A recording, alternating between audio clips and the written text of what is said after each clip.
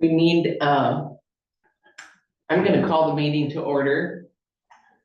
We need one more for a quorum, but we're gonna go ahead and get started, hoping that one more shows up.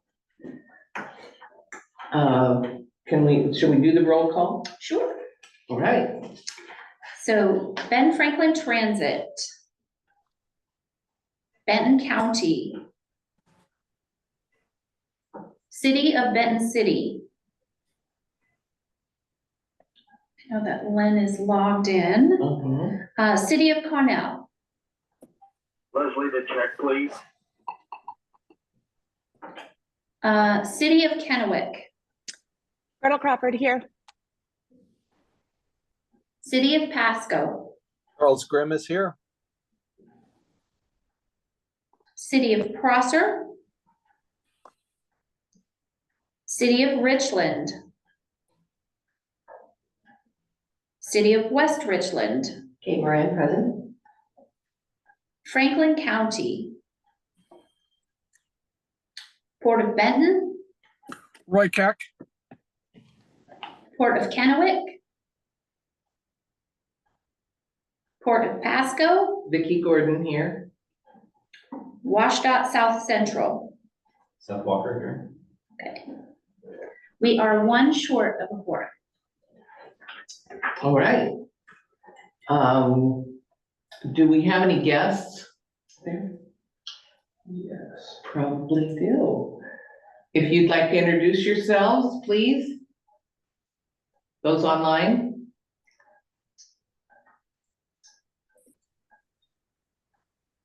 Or I not. can start. We're Hi, working. I'm working on it.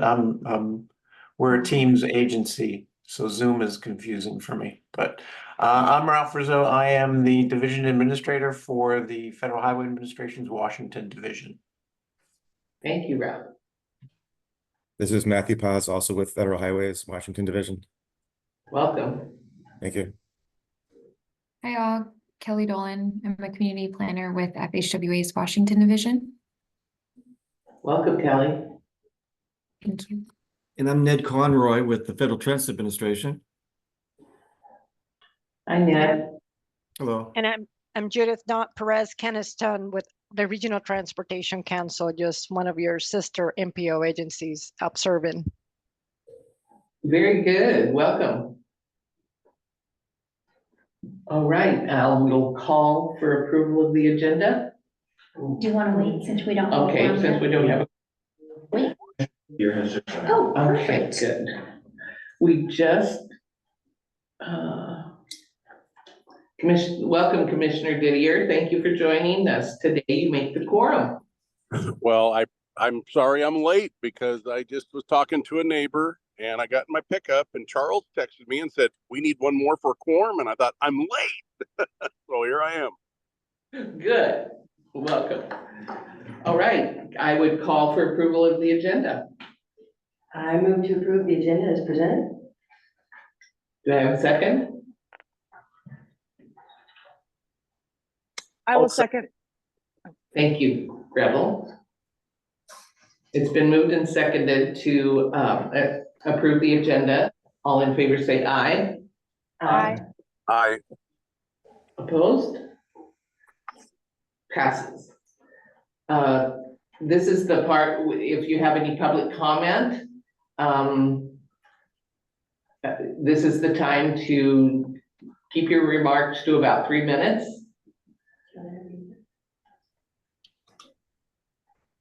Anyone have public comment? Okay, hearing none, we'll move on. Oh, yeah, it is. Kate Moran, our vice chair, is going to read the convening statement for us this morning. New voice. Slightly out of order, but Yeah. that's okay. We'll just get back and get this. All right, so this is the Benton-Franklin Council of Government Board Meeting Convening Statement.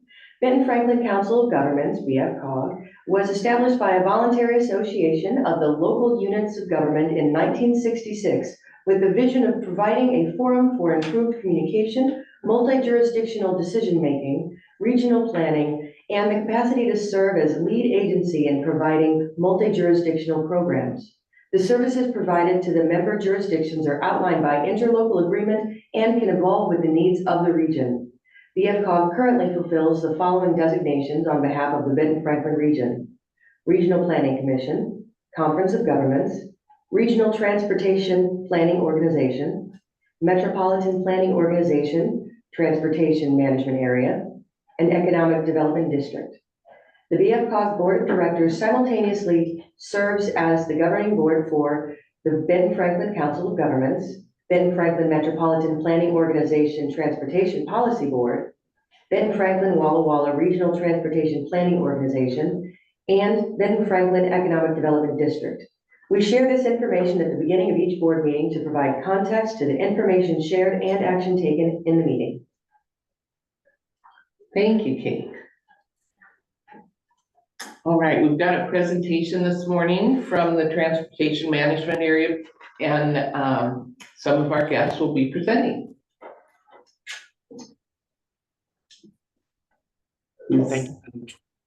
Thank you, Madam Chair. My name is Ralph Rizzo. I am the Division Administrator for the Washington Division of the Federal Highway Administration. I'm joined today by our sister agents, Ned Conroy from our sister agency, Federal Transit Administration, as well as Matthew Paz, the planner in our division office, and Kelly Dolan, the other planner in our division office. And we're happy to be here today to present the results of our quadrennial metropolitan planning area certification review.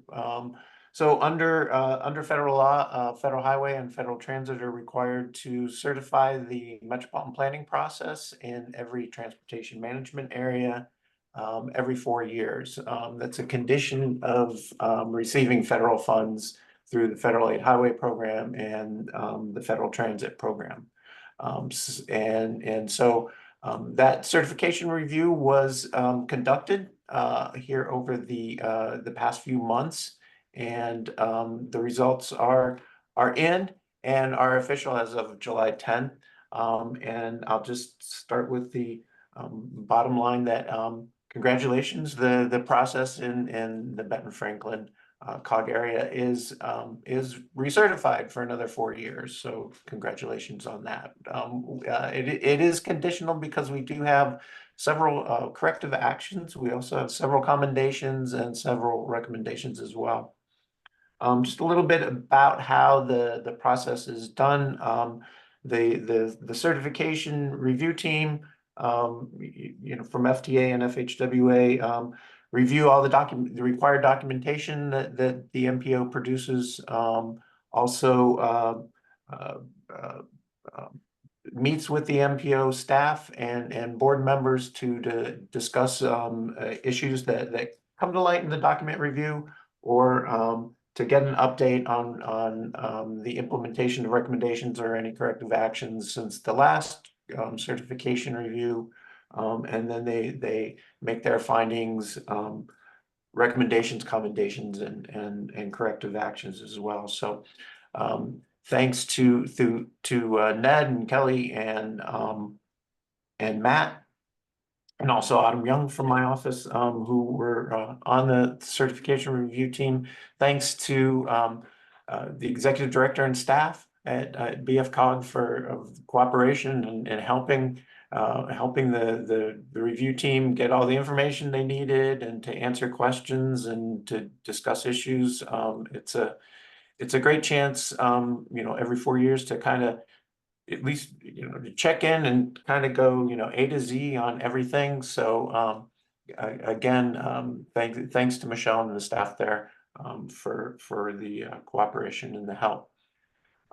Like I said, you are certified again with conditions, so I'll kind of get right to those. And so the conditions are that you address the corrective actions that were identified during the review, and they all have to do with they're all in kind of the civil rights topic area. So Title VI of the Civil Rights Act, and the American with Disabilities Act,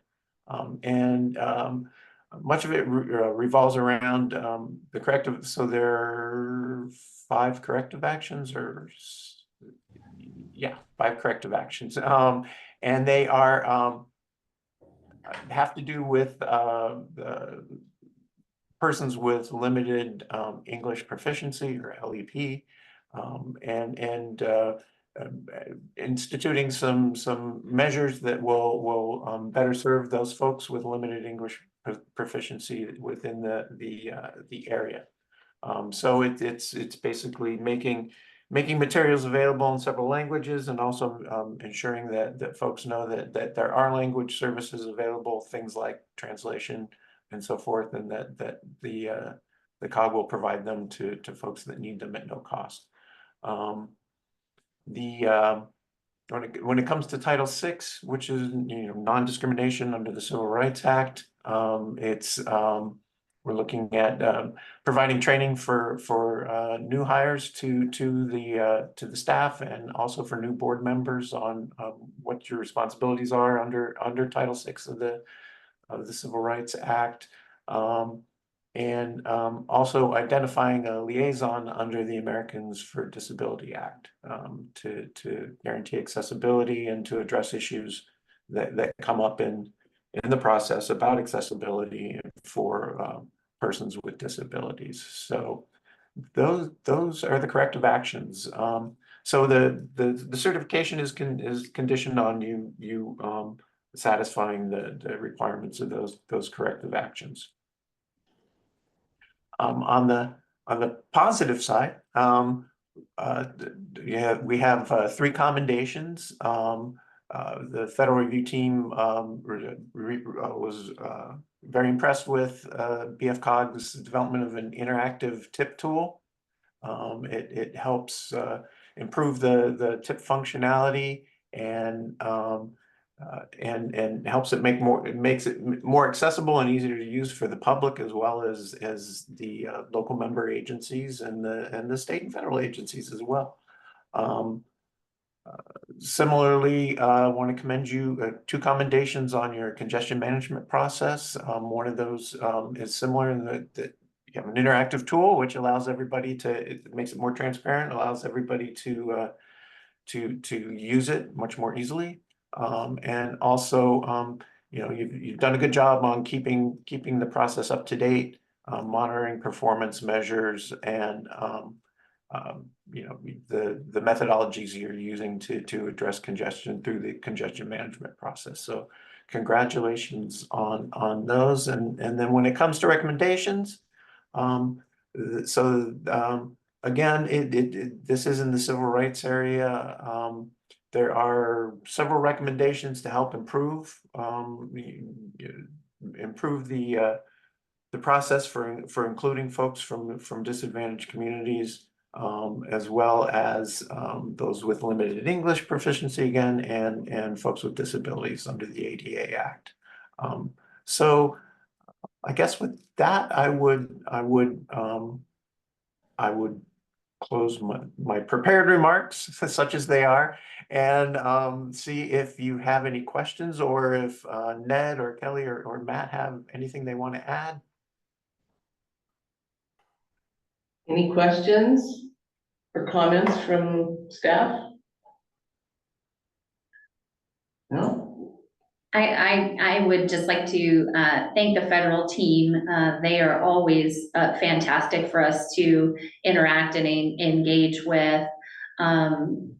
Going into this certification, the civil rights area was one we knew had some issues in, and so frankly we were not surprised to receive those recommendations and corrective action areas, and actually we're looking forward to receiving that to give us some better guidance to work on that area. So we are anxious to continue our updating and implementation on that. So that was actually helpful and anticipated interaction from you all. I would defer to Erin to see if you had comments or questions. And then of course we would love to hear from Kelly or Ned if you have comments as well. just thanking everybody on the FHWA staff. So thank you, Ralph, for giving this presentation. Thank you, Matthew and Kelly, for always being available for the questions that I might have, whether they seem straightforward or from left field. And same to you, Ned, always being along for this process. And really thank you to Autumn for providing the very detailed guidance for us to be able to update our Title VI area and our civil rights and our ADA information. Thank you. Go ahead. I would just like to say that through reading this, thank you for the organizations that perform this evaluation. In my other life, I do assessments similar to this. And it's really nice to be able to read through these, not operations for improvement, or opportunities for improvement for the recommendations and all of these other items that are on here in this table. It's nice to be able to read them and understand them. I know that not every agency and organization writes them so that they can be understood well. So thank you for that. Pleasure. I did my best not to use all the acronyms. It's alphabet soup in the review. Thank you. I think Gretel has a question. Gretel? Yes, so I'm just wondering, can I get a little bit of clarity on the limited English proficiency, helping them materials in several languages? Is that just like website? Is that handouts when we're doing surveys? Does that have to do anything with actually like the transportation or signage or things? Or are you just talking about communication through BFCOG to the public? Yeah, it is communications from BFCOG to the public. So things like notifications, schedules, event announcements, meeting summaries, the different planning products, public information requests, website content, and so forth. And is there a listing, of what specific other languages are, because obviously you could go crazy with probably different languages. Are there verifiable specific languages? Because I know, we do have several different ethnicities, but is that like 5 or 6 languages? Is that like 10 languages? Just clarifying. I'm going to toss that to the team. If Matt or Ned, if you want to weigh in on that. Yeah, we actually did. Okay, we did provide some resources specifically, and Autumn did a great job, and that's why there's a number of corrective actions on that civil rights side, because she looked so closely, and I know the BFCOG team was really appreciative of some of the input she had regarding English as a second or limited English proficiency. I know there's a certain threshold of percentage of people within the area that has to be, if they run over that threshold, you have to provide certain services. I don't know the specific languages, maybe you do, Matt, but I think we listed them in the report for the BFCOG staff. And they can go beyond that too. It's not limited to that threshold. And one thing I would say about the corrective actions we had in this area is we didn't necessarily think the BFCOG was not doing well in the civil rights area. We just helped sharpen up on some of the details, and they were, as I mentioned, receptive to these changes or making these changes. And I know Erin and Michelle and the other staff have been working on a Title VI plan for a while with the DOT. So yeah, we're thinking that this is going to really help improve communication with the residents in the area. And I don't know, Matt, do you have any details on the specific populations that are affected by this? I don't think we identified those. I think it's up to the MPOs to identify those. I don't think we'd be that prescriptive. That's my understanding of it. But there are tools to help with that. Like there's some tools online, but yeah, Autumn would be able to answer that really clearly. Yeah. Erin can ask. So yeah, I was gonna say, is Erin, as long as Erin's clear on that, I guess I just was wondering. Obviously, that can be very broad, and it also, descriptive of what ethnicities we have in our area and that sort of thing. So just wondering if that was called out. So Gretel, it is, there's something called a four-factor analysis and how, there's a threshold that has to be determined, and I believe it's either above 5 or above 1,000 people or 5% of the population, whichever one is less. So in our region, it is Spanish. So, and then we're right on the other threshold of the German, Slavic, Russian, language. Ukrainian, yeah. As that is a group of 3 languages, and through the decennial census, you can't break out which one it is. We only meet the threshold for Spanish. So Spanish will be the language that we will be translating our major documents into, and I'll be providing more information on this in my report. And then you can also, if you really want to dive into the nitty gritty of the methodology and these things, it's in the Title VI plan, which is action item 9A2 on the agenda. I don't need to, I trust you, just wondering. Thanks for the Thank detailed you. question. And thanks for the feedback earlier about the way that the report's written. We did try to make it really clearly, clearly state everything. We mentioned the 4-factor analysis in there, like, kind of broadly, and try to not use jargon or acronyms when we write these. But if there are any other questions, just feel free to let us know. I just wanted to let everyone on the board know that we really appreciate, this is kind of going off what Ralph said earlier, but we really appreciate all of the work that BFCOG has done on all the documents to get to this point, as well as all the process that's done at BFCOG. It's really appreciated. This once every 4 years review is to identify, like Ralph said, to make sure that all the requirements are being met as a condition of federal funding, but it's really a good way for us to check in with BFCOG to make sure that there's nothing needed from us, and as well as we're making sure, doing our job in stewardship and oversight to make sure that all the requirements are being met. But I just wanted to let the board know that's really appreciated, and all the staff that participated on the in-person meetings. It was great to hear from each of the people, like the person that does the website and outreach was there, the person that works on the transportation improvement program was there, a lot of other staff. Really appreciate hearing directly from those people that are doing the work, and they're asking us questions or hopefully providing clarity. But it was really made our job easier by having BFCOG so involved in the process. And a special shout out to Aaron, because Aaron put together all these documents early on in the process that we asked for, just to make sure we had the right documents to go into this review with, and got all those documents in a really easy format for us to review and download. And then with all the meeting coordination, it was really helpful. And then even during the draft review, making sure BFCOG understood what we had in the document. And then after the draft document was finalized, we even had a meeting after the meeting was finalized to help work towards implementation of the recommendations and corrective actions. So we really appreciate the work that you're doing, and feel free to continue to reach out. Let us know how we can help you. Very good. Good to hear. Thank you. I wanted to make just a real quick comment regarding how positive this review really was.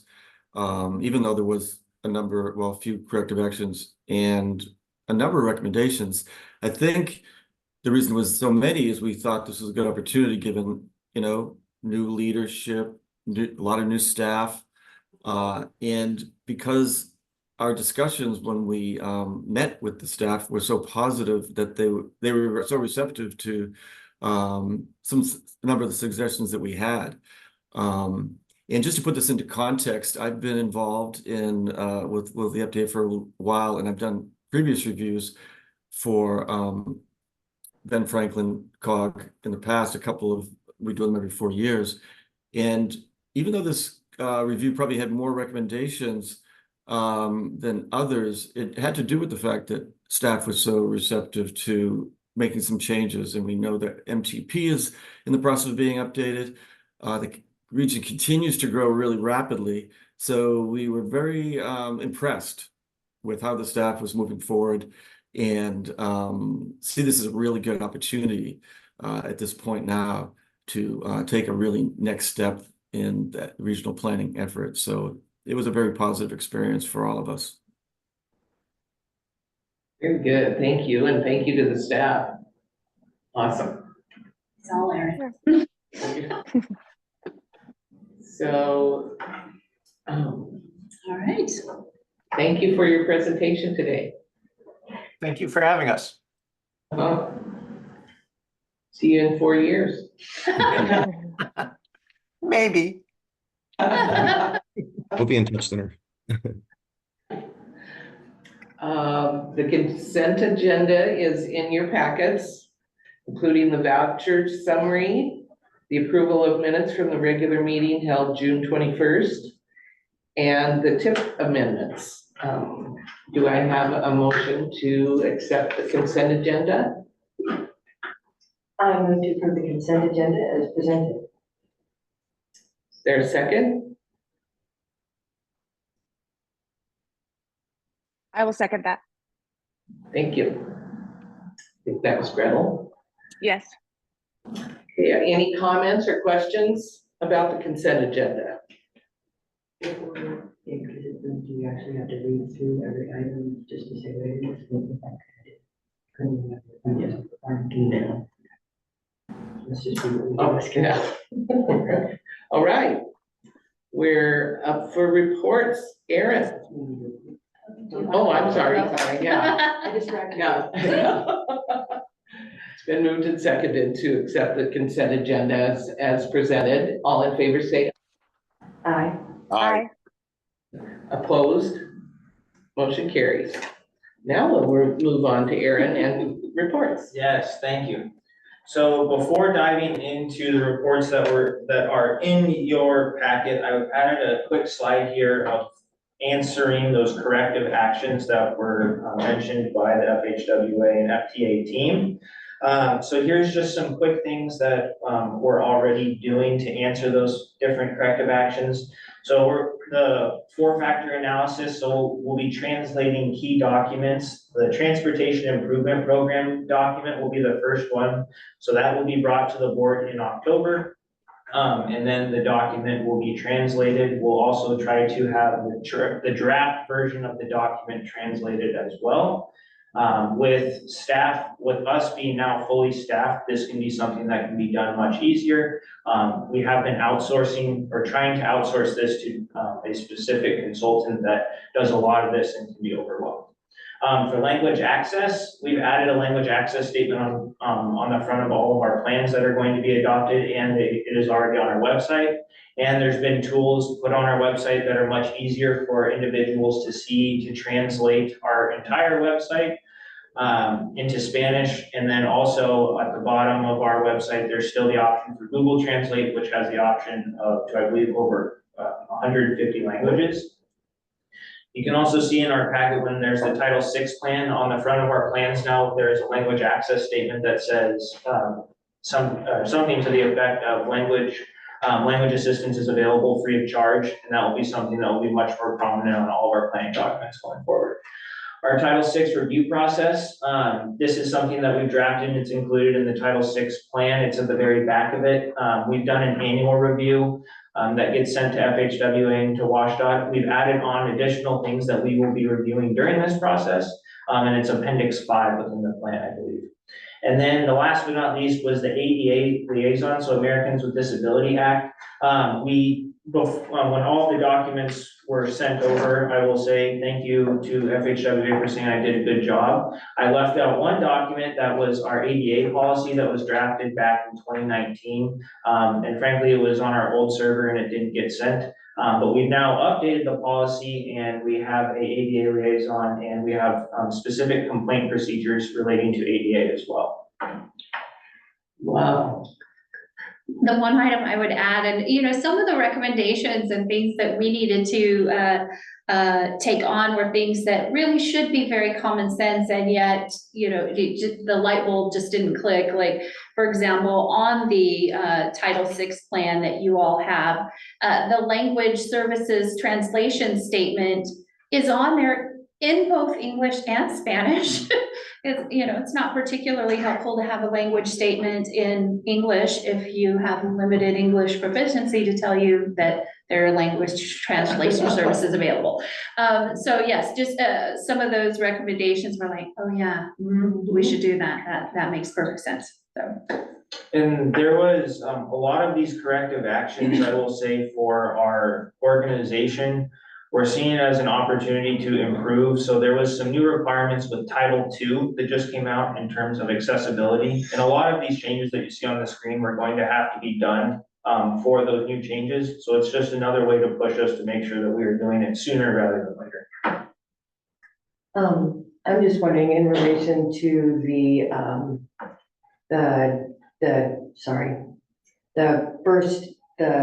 four-factor analysis and the key documents being translated. I'm wondering, would it be beneficial to, at the beginning of the meeting with the convening statement, the first sentence just be in Spanish saying, any key documents presented, including this statement, will be available in Spanish on the website? I'm more than happy in whenever I'm in a meeting to say it because I'm semi-ish fluent in Spanish. I can at least pronounce it well. Yeah, that's a great suggestion. Yeah, that is. Thank you. Sure, you've got a permanent job. I'm sure I'm not the only one that speaks Spanish, but yes.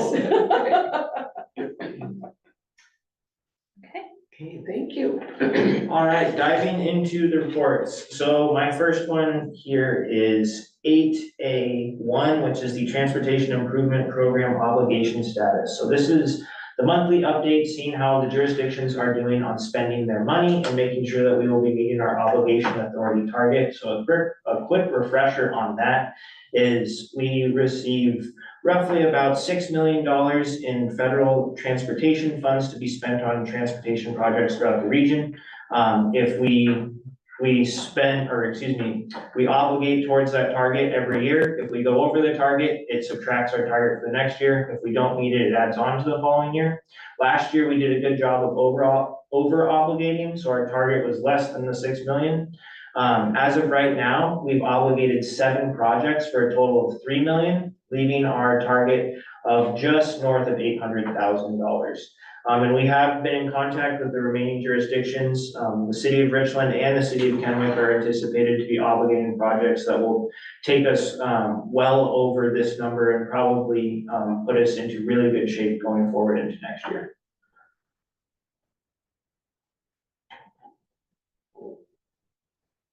If no questions, I'll move on to number 2. Number 2 is a regional bicycle plan update. Just letting everybody know that we are still in the process of doing this. The regional bike plan will provide a regional analysis of the current facilities, identify gaps for jurisdictions, and then develop a regional bike network to support local jurisdictions in developing their bicycle facilities and pursuing funding opportunities. So the first thing we've been doing over the past several months is analyzing different bicycle data. For all of those walkers, bikers, runners out there, we're using the platform Strava. Strava has an access for special governments to be able to see the background data to give a snapshot on how people are moving throughout the region. It does a really cool job of providing, hey, here are the most utilized routes versus the most direct route. So it provides a nice contrast on that. We've also been kind of crowdsourcing with community data to see where people travel the most via bicycles throughout the region. Still in the 21st century, getting updated bicycle data can be a little tricky, so you have to kind of pick and choose and do a smorgasbord of different data. We'll be sharing this information at our next bicycle plan working group, which will probably be in late August, early September, and then we'll share it with the board again in September. I'm wondering about the bike plan in general. I just found out about this the other day. I don't know anything about e-bikes, but it sounds like there's an underlying concern that some folks that use e-bikes are having regarding limiting speeds for bicyclists, and that in some places, even if you don't have an e-bike, your speed could go faster than what the limit is, like going downhill if you were riding your bike down Bombing Range or one of the other hills. So is that something also being looked into? Is the regional requirements and regulations regarding speed of bicyclists? Yeah, I'll give a special thanks to Commissioner Keck. He brought that up one of our first meetings to specifically dive into e-bikes. So we're looking at all the different policies and what can be done to make sure everybody's safe, whether it's somebody biking or an 8-year-old biking on an e-bike or Right. somebody else that's whizzing by on an e-bike, right? We just want people to be safe biking. Right, okay, thank you. Next thing on the bike plan is that we have a survey out right now. It was released on June 12th. It's going live through August 16th. As of yesterday, we have 341 responses. So thank you to all who have participated, and thank you to the jurisdictions that have shared it on their social medias. If you complete the survey, you get a sticker, a fan, or a tote bag. I'll be touching on the different community events we'll be at that you could pick one of those up, or if you come to one of our board meetings in person, you can also get one. At the same time, we're doing working group interviews. So these are very short, 30-minute working group interviews with the Regional Bicycle Plan Working Group, which consists of planners, public works directors, engineers from all of the jurisdictions, and even some local bicycle businesses and community advocates. It's a quick 7-question interview with a mapping exercise to have individuals identify bicycle corridors within their jurisdiction that will hopefully lead to the regional bicycle network. So this is prompting them with the idea that you cannot put a bicycle lane on every single road. So where would you want to identify and prioritize your bicycle investments? So it could be a road that already has facilities or does not, just kind of prompting that thinking. And we'll share this information again with the next Regional Bicycle Plan Working Group meeting in late August, early September, and then bring it back to the board in September, just as an update. Any questions on the bike plan before I move on to number 3?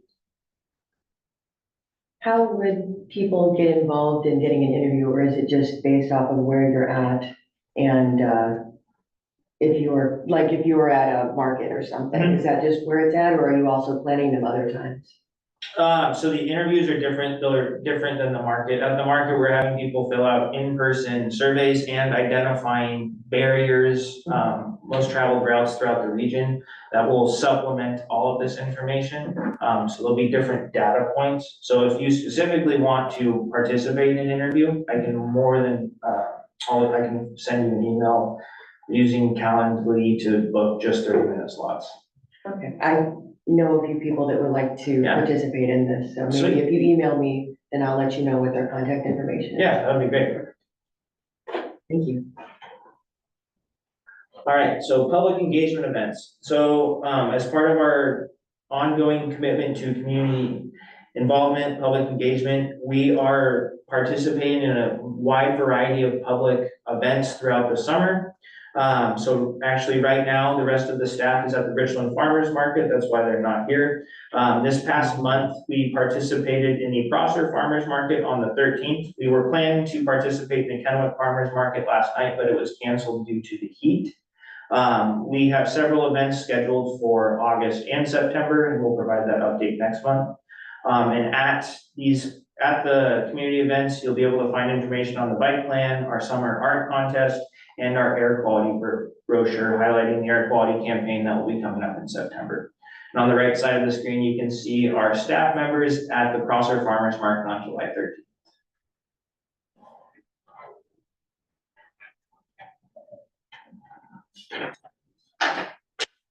All right, any questions before I move on to the next item? Okay, so the next item is BFCOG's Regional Comprehensive Safety Action Plan, also known as the CSAP, scope of work. So as a improvement to our planning process, this is something that we've been practicing, is bringing forth the scope of work to our technical advisory committee and the board to let them know at the front end of the planning process for this specific item. Here are the expected outcomes, here's the timeline, here are the things that we'll be looking into. And if there's anything that should be added, for example, when Commissioner Keck said, please dive into e-bikes earlier when the bike plan scope of work was brought up, these are things we can look at.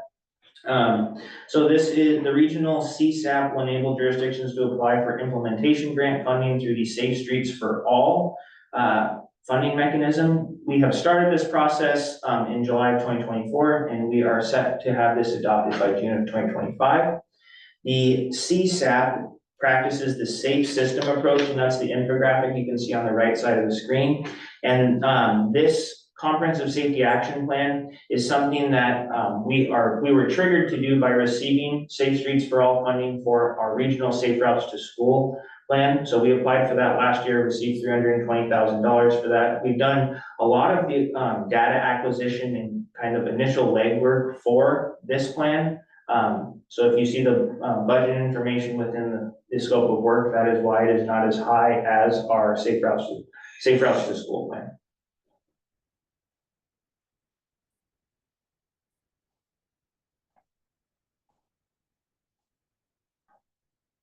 Any questions on this one before I move on to my last item?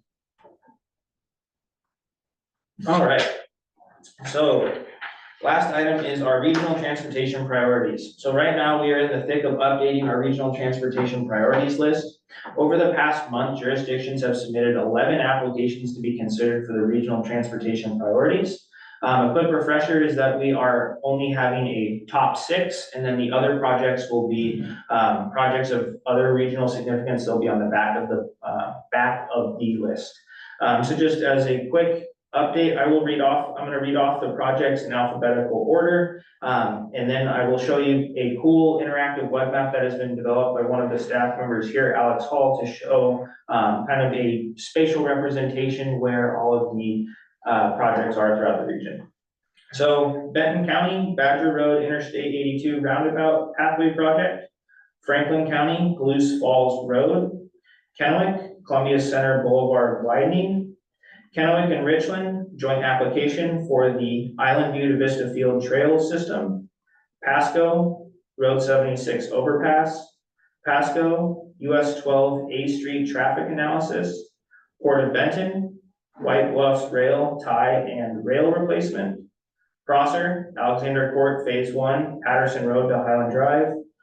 Prosser, Old Inland Empire Phase 2, Wine Country Road to East City Limits.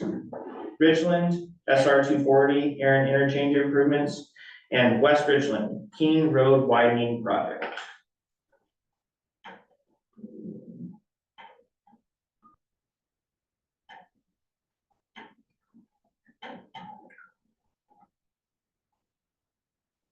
So this is the interactive map that is the links included in your board packet of showing where all the different projects are. So if you want to click on one of the projects, so let's click on this one in the city of Pasco. It will provide you the name of the project, the agency priority. So when an application was submitted, each jurisdiction had to state if this was their first priority project or their second priority project. So you'll see a 1 or a 2. The cost of the project, and if you click learn more, you'll be able to see the project's complete application if you would like to read all of that. And then you can also click on the Google Street View that will take you to the present day view of it. Where's the learn more? Oh, yeah. Didn't bring my readers.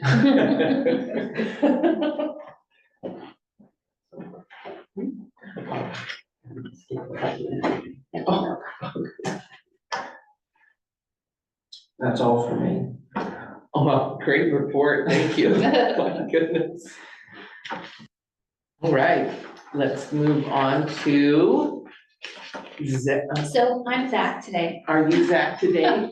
I'm Zach today, and Very pretty, Zach.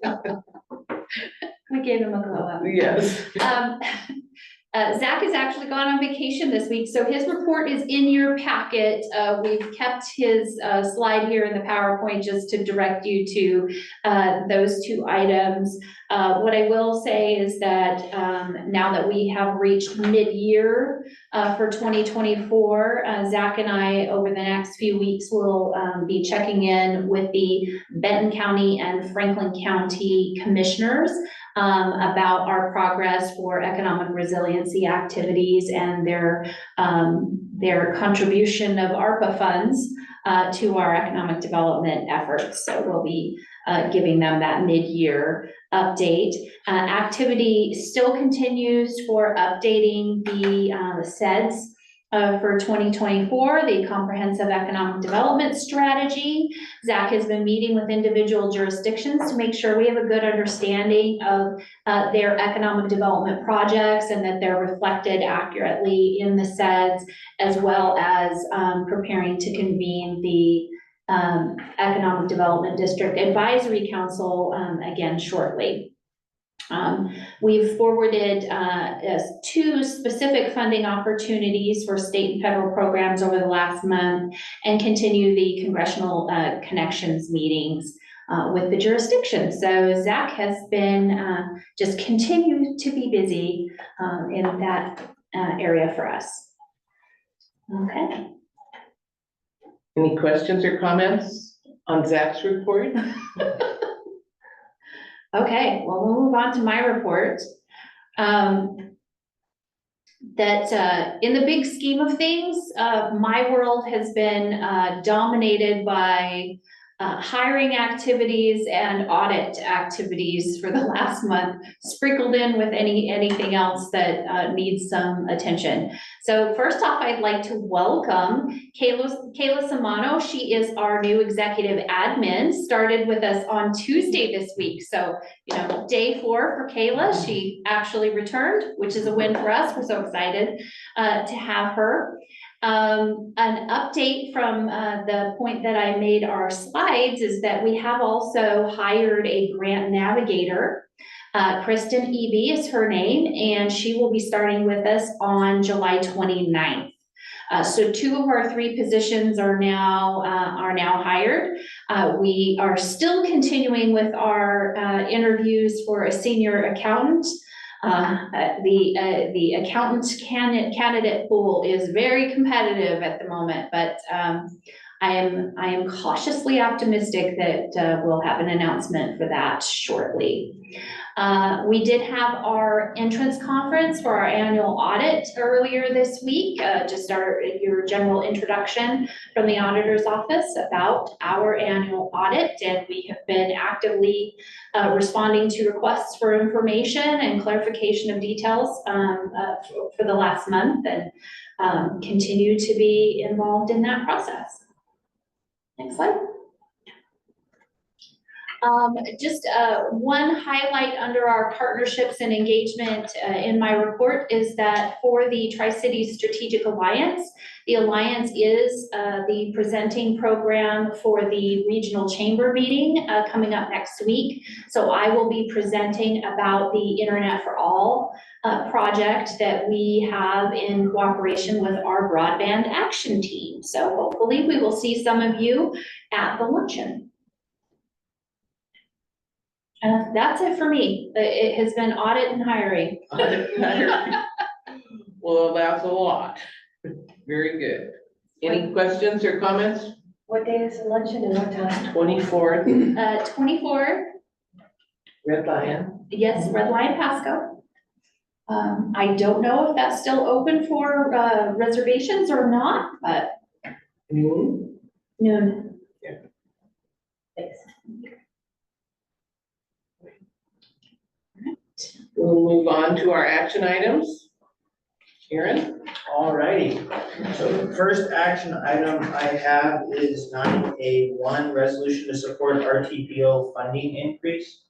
So this has been an item that has been discussed throughout over several years with other regional transportation planning organizations, seeking to increase funding. Seeking to increase a specific funding source to allow us to continue to do regional transportation planning organization administration of that program. So currently right now, this request is asking to increase the state's pot by 6.8 million to bringing it to roughly 11 million, which would give our TPOs a base funding of $400,000. The amount of funding has not been necessarily increased since the funding pool was set in place in 1991. So when the gas tax and the Growth Management Act were roughly put into place, the funding increase for the regional transportation planning organizations has stayed relatively stagnant. This was a a funding source that was for 15 organizations, and the number has now increased to 17. And due to inflation, the buying power isn't necessarily the same. In your packet, the revised packet, there was a letter that has been floating around to other RTPOs asking for support. I will say the increase of RTPO funding doesn't necessarily impact the Benton-Franklin Council of Governments. However, there are other RTPOs throughout the state that are very, their pocketbooks are very tight due to their small staffing size, and they're only reliant on the RTPO funding source. If outside of the RTPO funding source, they have to get very creative chasing grants, and it could be only one staff person. So it could just be one executive director that is doing everything and also filling out grant applications and managing those grants as well.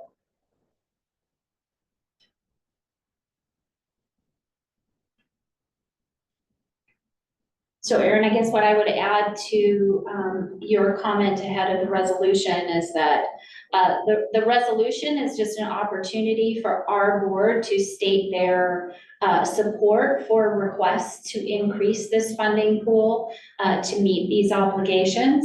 It is not approving any kind of funding. It is simply a supportive action to those who are advocating to increase this funding source from the state. Okay, does anyone have any questions for Aaron or Gretel? Yeah, I do. So thank you for those clarifications. I do appreciate it. So my understanding then, just so I'm clear, so I read the letters from the other RTPOs around the state, and I think a lot of that makes sense to me. And you had mentioned the gas tax, Aaron. So was some of this funding, or do we get any of the funding actually from the gas tax within Washington State for either the actual funding for our improvements and or also the BFCOGs or the RTPOs? So the RTPO funding source is not from the gas tax. Just the same time frame was when they both were established. So in 1991 is when they were both established, and now 2024. I'll say the specifics of where all of the funding of the gas tax goes, I'm not exactly sure. So we could get some of it at some point, but I would defer to looking into doing more research and giving you a proper answer later. Okay. But to clarify, so this isn't even necessarily money that would come back to BFCOG. This is actually in support of other RTPOs across the state. Is that correct? No, so there would be money that would come back to the Council of Governments. So right now, on an annual basis, or excuse me, I believe in the letter it talks by biennium. So on a biennium, the Council of Governments receives $250,000 for RTPO funding. Ours would be increased to at least $400,000, which would be something that I would say be greatly appreciated.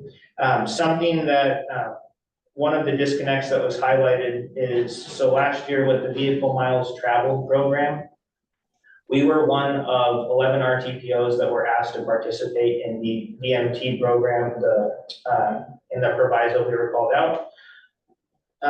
Within that, we were asked to do a collective data share purchase, which would have roughly cost each RTPO $100,000.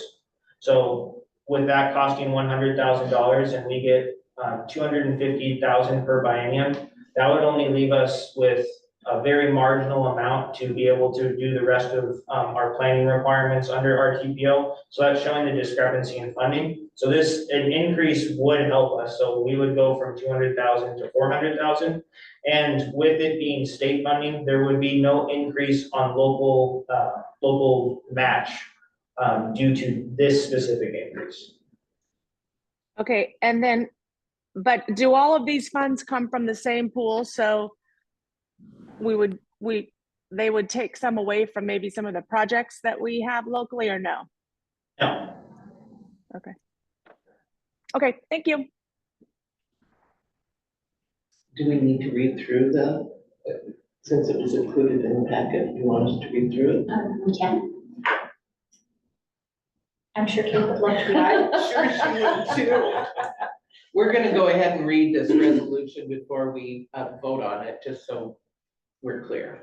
Do we also want all of the whereases as well? Sure. Okay, it's the meat and potatoes, I guess, or the background of it.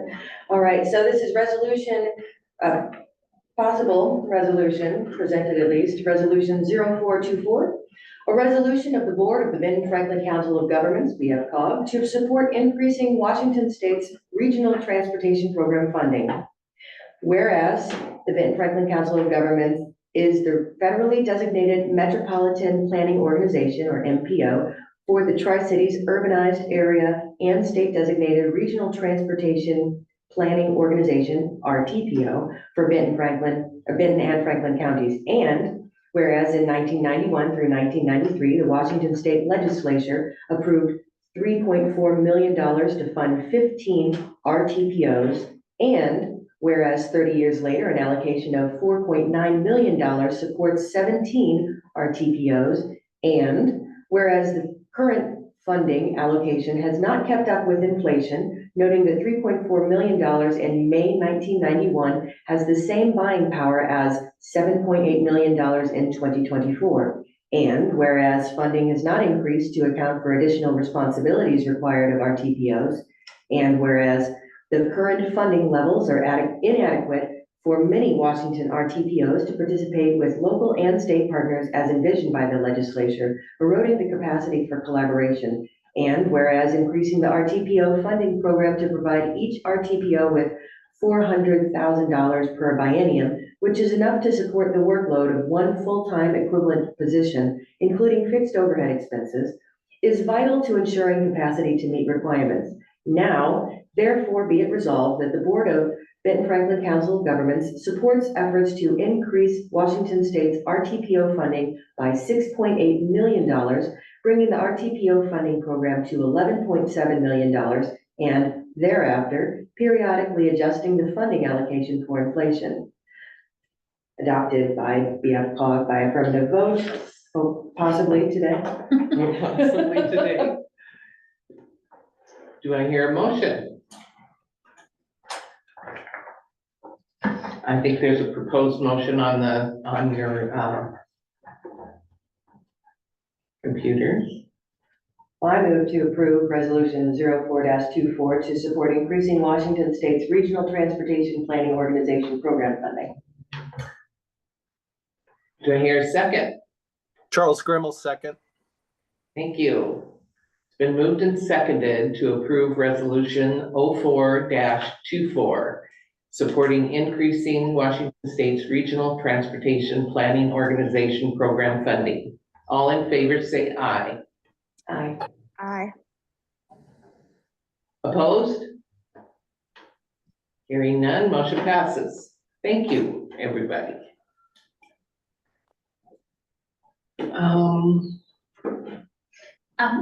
I just have a point of clarification for Seth. So for this issue, you would be a voting member of the Transportation Policy Board, but because it is referring specifically to WashDOT funding sources, would you like to abstain from that vote? Yes. Okay. Just wanted to Thank make you. sure. Thank you. Okay, thank you. All right, last action item is action item 9A2, BFCOG's Title VI plan. So the Title VI plan was originally updated and about to be brought forth to the board in May of 2023. We had dialogue with FHWA and the WashDOT Public Transportation Division. And we were told to halt the adoption of our Title VI plan then due to some internal disagreements between those two different divisions. Over the past year, have worked collaboratively with each one of those divisions, and then with the corrective actions and recommendations from our TMA certification, we have now implemented those changes into our Title VI plan that is within your board packet. Several of the things that are of note, we've updated our demographic profiles and we've addressed all of those different corrective actions. within, that were mentioned earlier by Ralph and his team. If there are any other questions about the Title VI plan, please let me know. The plan was included in our packets. Are there any questions, comments? All right. Do I hear a motion to approve the Benton-Franklin Council of Governments Title VI plan? I move to approve the Benton-Franklin Council of Governments Title VI plan updated as presented. Is there a second? Charles Grimmel, second. It's been moved and seconded to approve the BFCOG's Title VI plan update as presented. All in favor say aye. Aye. Aye. Opposed? All right, motion passed. And abstain. Oh. Well, I don't think No, I don't think not on this one. I don't think. Okay. New business. Is there any new business to share? We do not have any official items of new business. Okay. We're on to director updates. So, guess we'll just start right at the top of who's here. If I miss anybody, if anybody's chimed in and I don't know it, let me know. Len Burton, City of Benton City. Do you have an update for us? No, I do not. Okay. Lee Barrow from Connell. No. Gretel Crawford, City of Kennewick. Hello. The only thing I would add is just like you said earlier, that the city of Kennewick has been working diligently to try to get the right-of-way permits from the Red Lion Hotel for their Columbia Center Boulevard expansion, and that just came in late. I think this week. I think so. I know Carrie is working diligently to make sure that we can get everything moving forward and make sure that our funds are obligated. So I just wanted to just add that, as I think you already know, but anyways, doing the best we can, working with some private owners, and they finally come around, so we're moving on. Thank you. Thank you. Charles Grimm from the City of Pasco. Hi, thank you. Yes, since we met last time, we began the roundabout work on Court Street and Road 68. That is looking to be completed on Reformation Day, 10/31 of this year. So that has been a dangerous intersection for a long time. Looking forward to getting that improved. And also the city just announced today that we are beginning construction on intersection improvement with a stoplight at Burns and Broadmoor, and that is looking to be completed by the end of the year, sometime in December. And then, yes, kind of a shameless plug for our Road 76 overpass that we list as our #1 priority. The Tri-City has now grown to be the third, largest metropolitan area in the state, and it's arguably the toughest place for traffic over there on Road 68. So just really hoping to get some help for that priority project coming up. So thank you. Hey, thank you. Kate Moran. All right, so for us, we did at our last meeting, just kind of an interesting thing. We have updated at least some interim regulations regarding multifamily design standards. We're going more towards design standards in our codes.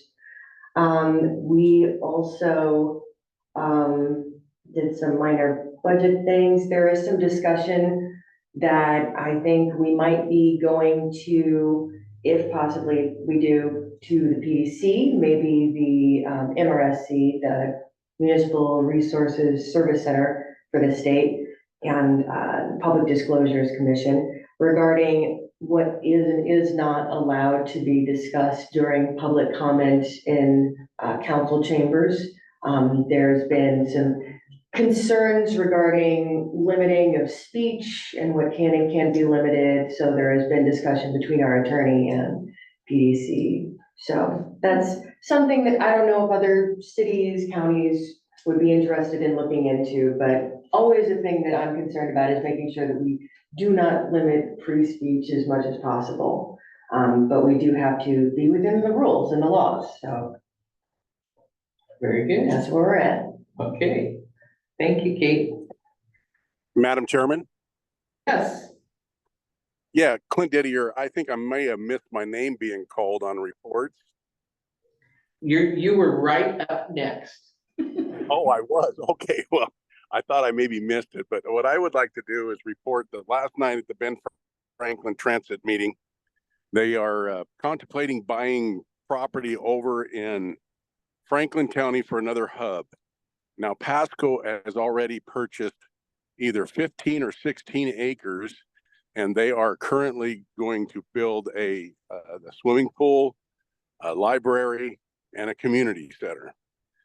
But they're not going to use all 16 of those acres. And I'm proposing that the city of Pasco and the Ben-Franklin Transit come to an agreement of letting Ben-Franklin Transit create a hub there at that facility because if people are wanting to go to those areas, the library, the swimming park, or the community center, they will ride the buses. And why take them away from it where they have to get to it? Put it right there with it. Let's work together on making the transportation to the areas that we need to go. And I would like to see Ben-Franklin Council governments also get involved and help this happen. And I've talked to Charles about it. I've talked to Leo Perales about it. I've talked to other city council members, but I'd really like to see this. They work together instead of taking more land off the tax rolls of Pasco, work together on the land that's been bought and put it all in one place. All right. Thank you, Clint. Roy Keck, Port of Benton.